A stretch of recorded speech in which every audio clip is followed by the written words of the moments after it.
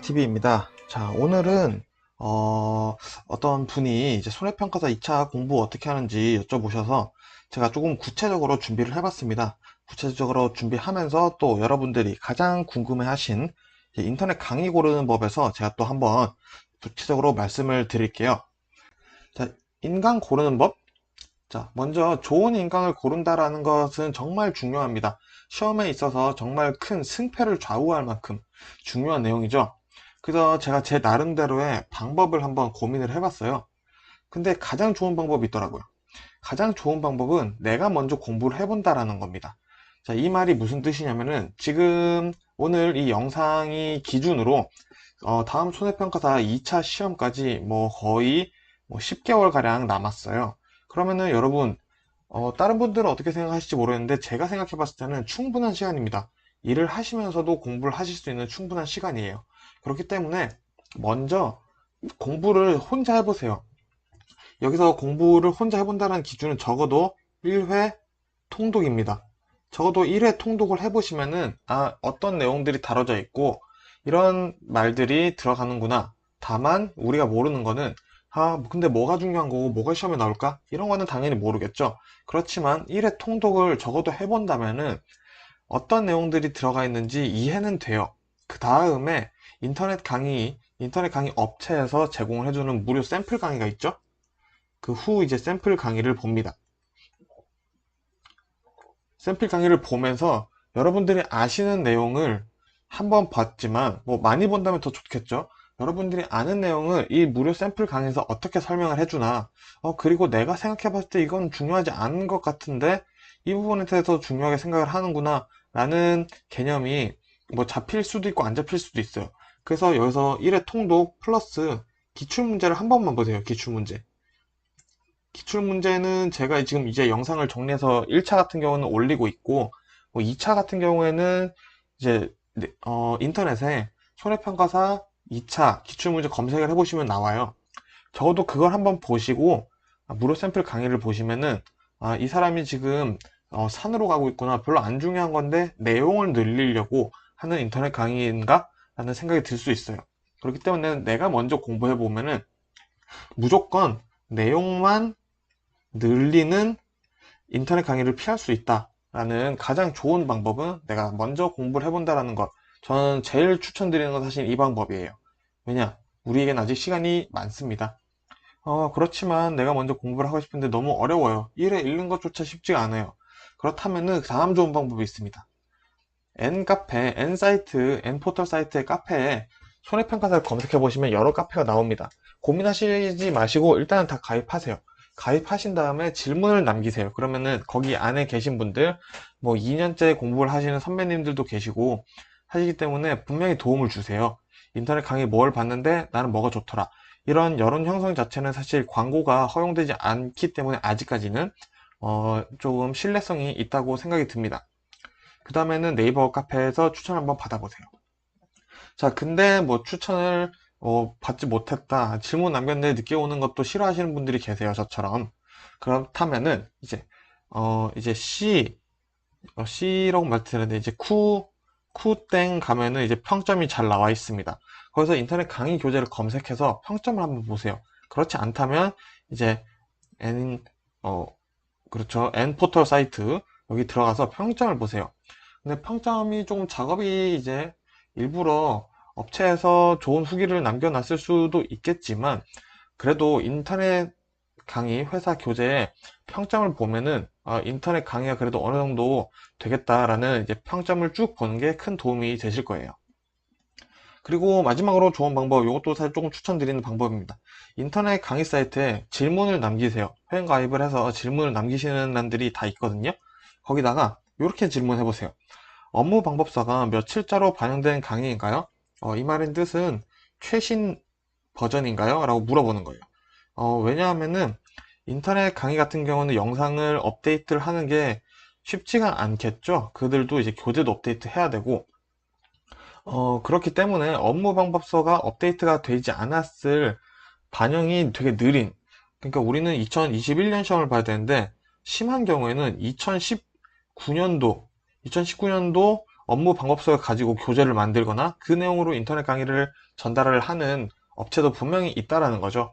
그렇기 때문에 이렇게 질문을 남겨보시면은 아마 답이 나오지 않을까 싶습니다.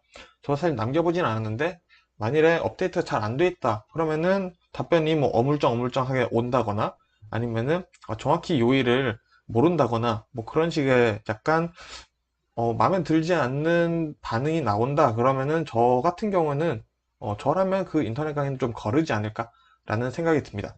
하지만 가장 제가 추천드리는 거는 먼저 공부를 해보고 무료 샘플 강의를 보면서 선택을 한다. 저는 이 방법 굉장히 적극 추천드리면서 일단 인터넷 강의는 이렇게 고르는 방법에 대해서 한번 설명을 드려봤어요. 자, 그러면 이제 본격적으로 손해평가사 2차 공부 방법 제가 말씀드리도록 하겠습니다. 자, 그 중에서도 먼저 1과목 보도록 하겠습니다. 1과목 포인트에는 이렇게 네 가지가 있는데요. 첫 번째, 1회 정독을 해본다. 자, 책 읽는 정도로 읽으셔도 좋습니다. 그렇지만 우리가 정독을 하려면은 그런 질문도 많이 받아요. 뭐 400페이지가 넘는데 이 내용을 어떻게 정독을 하냐. 근데 제가 앞선 영상에서 말씀드렸던 건 뭐냐면은 1시간에서 2시간이면 정독이 가능하다라고 말씀드렸어요. 근데 400페이지 되는 분량을 사실 한두 시간 만에 읽는 건 불가능하죠. 저도 알고 있습니다. 이 방법을 위해서는 정리를 해야 됩니다. 자, 정리되어 있는 내용을 보시는 것도 좋지만 직접 정리를 하시는 거예요. 직접. 자, 직접 정리를 하셔서 그 내용을 가지고 이제 정독을 한다. 매일 1회. 매일 1회 해주시면 좋겠지만, 뭐, 이틀에 한 번 정도라도 읽으시면은 그래도 머릿속에 남는 게 꽤 많아지실 거예요. 그러면서 나중에는 정독을 하시면서 공부를 하는 거 굉장히 중요하고요. 그리고 또 1과목 같은 경우, 1회 각 유형별 계산풀이가 있어요. 근데 걱정하실 필요는 없는 게 1과목에서 나온 계산하는 숫자를 넣어서 계산할 만한 문제는 많지 않습니다. 정말 크게 본다면은 뭐 한 3개 정도 될 거고요. 구체적으로 본다면은 4개, 5개까지 갈 수 있는데 이 정도 외우는 거는 그렇게 크게 어렵지 않습니다. 왜냐 우리에게 시간이 있으니까 무조건 하실 수가 있으세요. 그리고 세 번째, 도식화해서 외우는 거예요. 근데 모든 거를 도식화해버리면은 그 도식화한 내용 외우기에도 복잡해질 수가 있어요. 그래서 중요한 것만 도식화하는 법 제가 뒤에서 말씀드리도록 할 거고요. 자, 외우기 쉬운 부분부터 외우자. 자, 어려운 거는 미리 외우면 분명히 까먹습니다. 하지만 쉬운 것부터 외우다가 마지막에 어려운 걸 외우시고 쉬운 거는 다시 보면 금방 기억이 나시거든요. 그런 방법으로 이제 어려운 것부터 외우지 마시고 일단은 쉬운 것부터 외우면서 자신감도 올리시고 그러면서 진도도 빼는 게 또 공부하는데 원동력이 될 수 있다라는 거 제가 말씀드리겠습니다. 자, 그러면은 제가 지금 말씀드렸던 네 가지 조금 더 구체적으로 보도록 하겠습니다. 자, 손해평가사 2차 1과목 정리 예시입니다. 요거는 이제 보험 가입 기준인데요. 보험 가입의 기준에 대해서 얘기를 하는 겁니다. 자, 근데 여러분들이 업무 방법서를 보시면은 400페이지가 된다 그랬잖아요. 근데 제가 지금 정리한 1번, 2번 이 내용은 모든 품목, 모든 품목 뿐만 아니라 뭐 품종도 마찬가지고요. 품종의 동일한 내용입니다. 똑같은 내용들이에요. 그렇기 때문에 근데 업무 방법서 보시면은 이 내용이 1번과 2번 내용이 계속 중복되어 있습니다. 그렇다는 것은 그냥 요 내용을 일단은 외우고 하면은 400페이지 중에서 이 품목마다 들어가 있는 1번과 2번이 차지하는 내용이 싹 빠지겠죠? 그러면 대충 아무리 못해도 뭐 한 380페이지로 줄 겁니다. 근데 여기서 중요한 거는 이거는 보험 기준만 제외를 했을 때고요. 뭐 보상하는 손해라던가 보상하지 않는 손해라던가 인수 제한하는 뭐 품목이라던가 그런 내용들을 다 정리하게 되면은 결국에는 여러분들이 외우셔야 되는 내용은 제 생각에는 뭐 100페이지 안쪽으로 떨어지게 될 겁니다. 그런 다음에 이 100페이지를 가지고 이제 1을 1회 정독을 하시면서 외운다는 거는 크게 부담이 줄겠죠. 그렇기 때문에 가장 중요하다라고 1과목에서 말씀드릴 수 있는 거는 정리입니다. 어떤 걸 정리하냐? 중복되는 내용을 정리하는 것으로 일단은 페이지 수를 좀 줄인다 라는 거 정말 중요하니까 이거 해보시면 좋고요. 여기서 한번 또 말씀드리고 싶은 거는 저도 정리를 해서 뭐 앞에 영상을 올린 것들이 있습니다. 제가 정리하면서 공부했던 것들. 하지만 시간이 있으시다면 꼭 직접 해보세요. 직접 하는 게 큰 도움이 됩니다. 정말 큰 도움이 돼요. 자, 이렇게 하시면서 이제 정리를 해서 분량을 줄였죠? 자, 그럼 계산 문제 어떤 게 있는지 볼게요. 자, 제가 지금 말씀드린 요 네 가지만 확실히 아시면 됩니다. 자, 평년 수확량 구하는 상해식 같은 거는 매년 나와요. 여러분들 지금 평년 수확량이 뭔지 정확히 모르시겠지만, 평년 수확량이란 이제 1년에 얼마 정도 이제 이 농지에서 수확량이 나올지 이제 우리가 한번 미리 계산해보는 수확량이고요. 거기다가 과거 수확량이라는 게 있어요. 이 과거 수확량이라는 건 지금 쉽게 말씀드릴게요. 평년 수확량을 구하려면은 먼저 과거 수확량을 구해야 돼요. 그렇기 때문에 첫 번째 계산식이 있을 거고요. 두 번째 계산식이 있겠죠? 그리고 보험금을 계산을 해야 되니까 보험금 산식이 있을 거고요. 네 번째 보험료. 보험료도 우리가 또 계산을 해줘야 돼요. 그래서 보험료 산식. 그렇기 때문에 1과목에서는 4개, 4개만 외우시면은 계산 문제는 어려우실 게 없다. 라는 부분 있으니까 너무 걱정하실 필요는 없고요. 자, 도식화에 대해서 한번 또 말씀드릴게요. 자, 요거는 과실 손해 보통 약관에서 보상하지 않는 손해에 대한 부분입니다. 자, 일단은 요거 같은 경우는 공통사항이에요. 그러니까 아까 말씀드렸던 정리를 하면서 이게 다 똑같이 들어가거든요. 이 내용들이 모든 품목에. 그러면은 이거를 한 장으로 정리를 할 수도 있겠죠, 심지어. 하지만 뭐 이거 정리를 하면서 보시면은 또 어떤 품목에는 뭐가 또 새로운 내용이 추가돼 있고 또 이렇게 그 품목마다 또 개성들이 있긴 있어요. 이제 그런 것들만 따로 외워주시면 되니까 공통되는 반복을 정리를 하면서 자, 요런 거는 저는 개통원 보호라고 외웠었어요, 이거를. 자, 왜냐? 계약자, 피보험자 또는 이들의 법정 대리인, 고의 또는 중대한 과실. 이거는 보상해주지 않는다. 그리고 이거는 통상적인 영농 활동을 하지 않는다. 왜냐? 이게 핵심 단어거든요. 요거는 중요하지 않아요. 통상적인 영농 활동을 하지 않아서 발생한 손해는 보상하지 않는다. 그리고 원인의 직간접을 묻지 않고 병충해로 발생한 손해. 자, 요거 중요한 거 여기는 다 들어가야 되기 때문에 제가 원으로 외웠고요. 그리고 보상하지 않는 죄로 제방댐 등이 뭉개되어 발생한 손해. 자, 요런 것들 이렇게 도식화를 해서 외워주신다라는 거 말씀드리고, 아까 말씀드렸던 것처럼 도식화를 너무 근데 또 남용하시면은 나중에 또 도식화가 헷갈리실 수도 있으니까 중요한 거, 긴 것들만 이렇게 빼서 외워주시면 될 것 같아요. 자, 그러면은 2차 중에서도 이제 2과목 공부 포인트 제가 말씀드리도록 하겠습니다.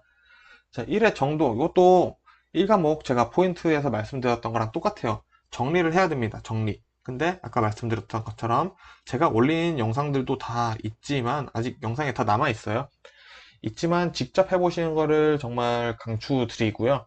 정리를 하시면서 머릿속에 남는 내용이 정말 많을 거니까 천천히 컴퓨터로 정리를 해보셔도 좋을 것 같아요.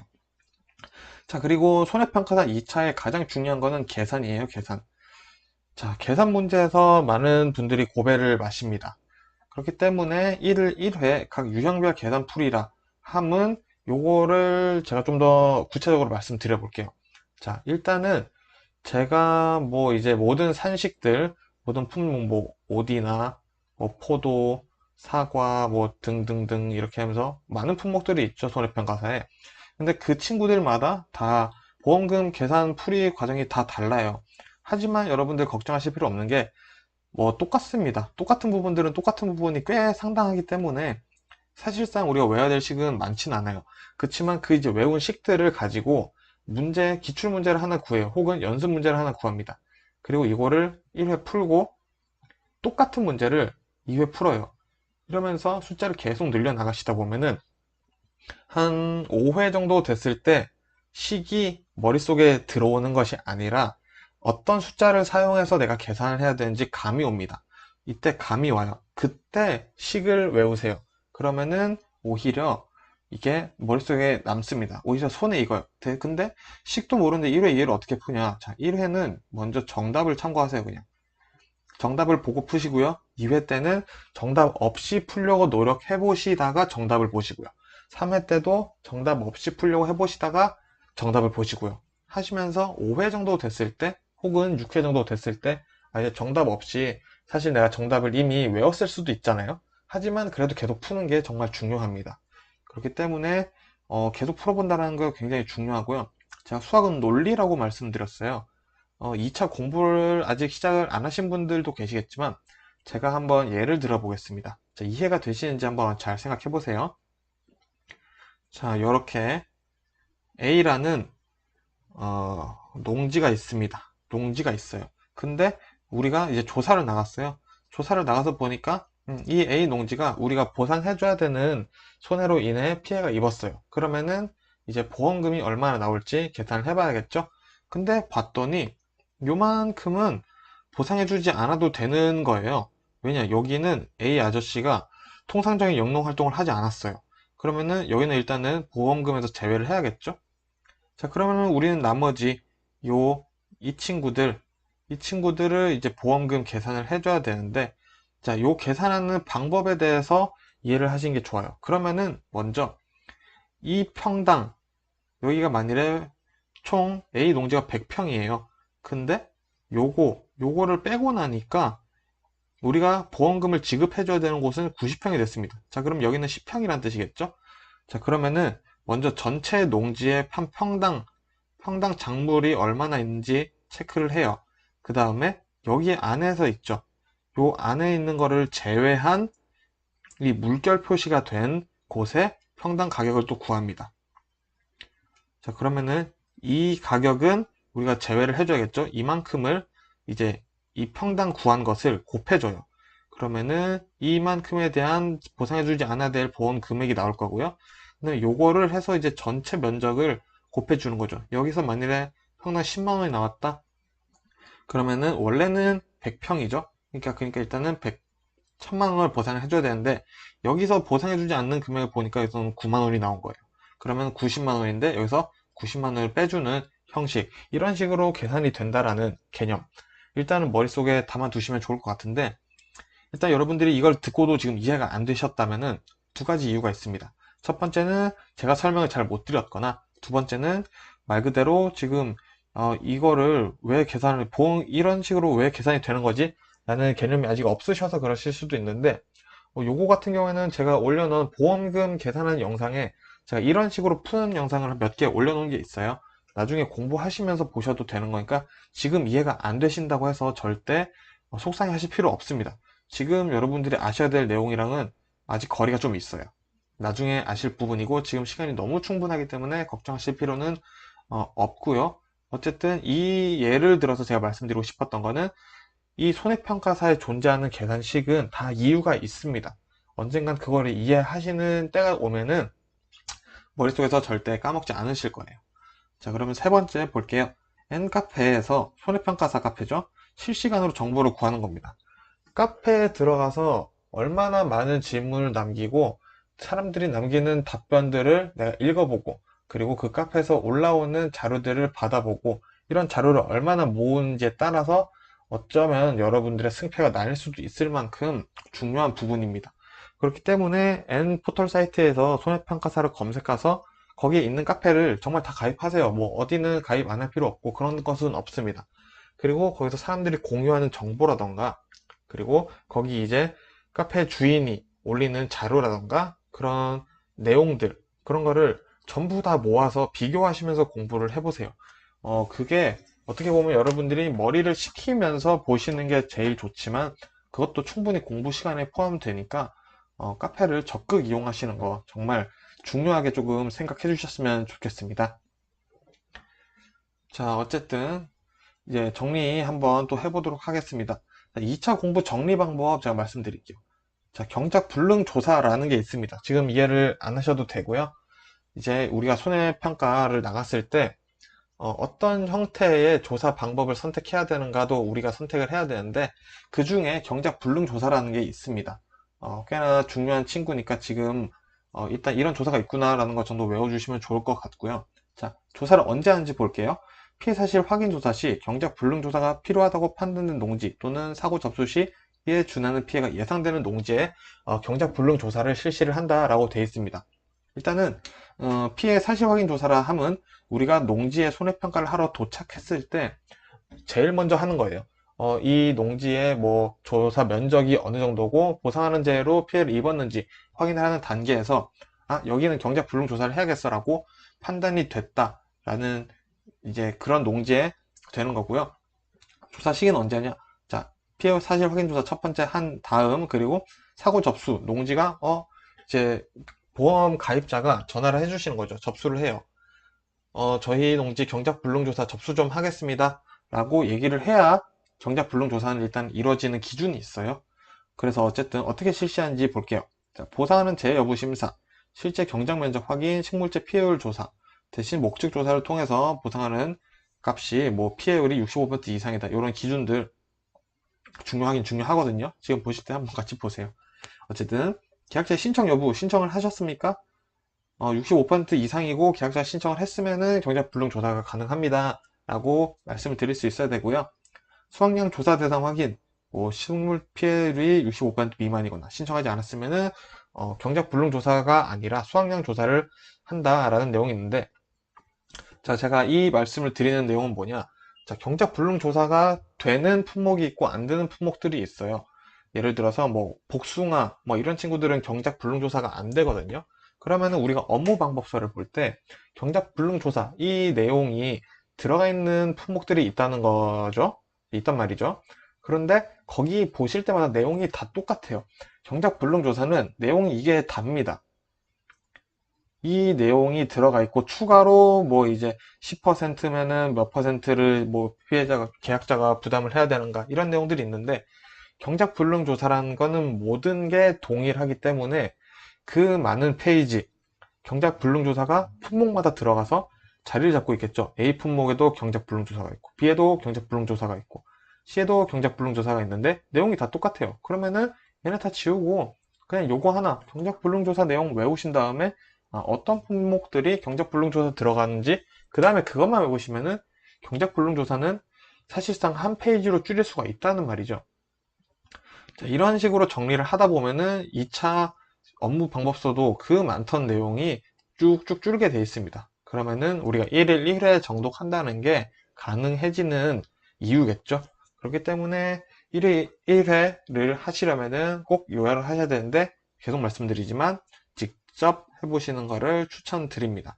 물론 하시면서 조금 방향이 어려우시면은 제가 공부를 할 때 올렸었던 영상을 참조하셔도 좋지만 한번 일단 직접 해보시고 그 다음에 비교 해보시면서 공부하는 것도 좋을 것 같아요.